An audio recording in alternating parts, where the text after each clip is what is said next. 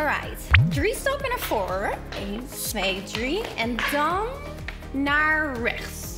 Priscill, wat ben jij nou aan het doen? Oh, hi darling, ik ben een speurtocht aan het doen. Oh, jij ook al? I don't know darling, het staat hier toch? Evie en Eva en Evert hebben deze speurtocht gemaakt. Je weet wel, de schattige tweeling. En normaal speur ik alleen maar naar jurkjes en hakken op het internet. Maar ik doe het voor de kinderen, weet je darling. En je schijnt een hele goede prijs te kunnen winnen. Doe ik ook een beetje voor mee. Wat leuk, maar Priscill, ben je dan niet een beetje verdwaald? Hebben ze wel wegwijsbordjes gemaakt? Darling, ik ben een professional speurtochtlezer. Ik weet echt wel wat ik doe. Anyway, oké. Wat is de volgende opdracht? Dans de Macarena. Ah, love it. Alright, music, lights, action.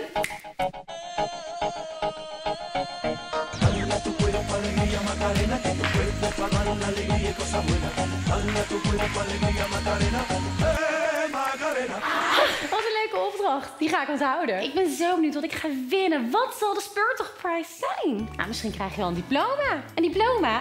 Darling, daar doe ik niet voor. Jij misschien? Nee, darling, ik wil een schat.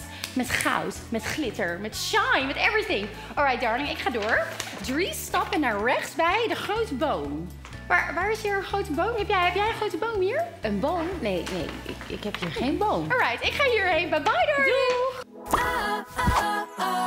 Darling. Hey, Priscill. Hoe was de speurtocht? De speurtocht was een drama. Ik ben totaal de verkeerde kant op gestuurd. Die Evie en Eva en Evert weten niet wat ze deden hoor. Ik moest gewoon naar het bos, darling. Ik ben over prikkeldraden geklommen. Ik heb in de dirt gestaan met koeien. Echte koeien.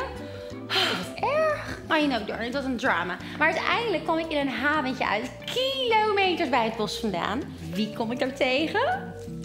Barry Styles! Bedoel je niet Harry Styles? Wat cool. Nee, darling. Ik bedoel Barry, de vriend van een vriend van een vriend. En daar dan weer een vriend van. Die woonde achter mij in Amerika. Barry. Oh, en dat was mijn eerste echte grote liefde, darling. Oh, die Barry. Ja, daar heb je wel eens over verteld. Hé, maar wat doet hij dan hier? Hij was op wereldreis en hij was ook een beetje verdwaald. En toen we elkaar zagen was het meteen weer liefde op het eerste gezicht. Hij is zo charmant en knap en rijk en lief en grappig en heel, heel rijk.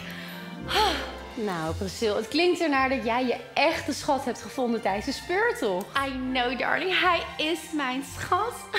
En ik ga hem nu de stad laten zien. Dan gaan we samen uit eten met candlelight. En misschien vraagt ze me wel zijn huwelijk. Nou, sorry, je klinkt al verliefd. Ik? Darling, nee. Ik ben niet verliefd op Barry. Bye bye. Priscill is verliefd. Priscill is verliefd. Barry. Doeg, Priscill. Zo leuk.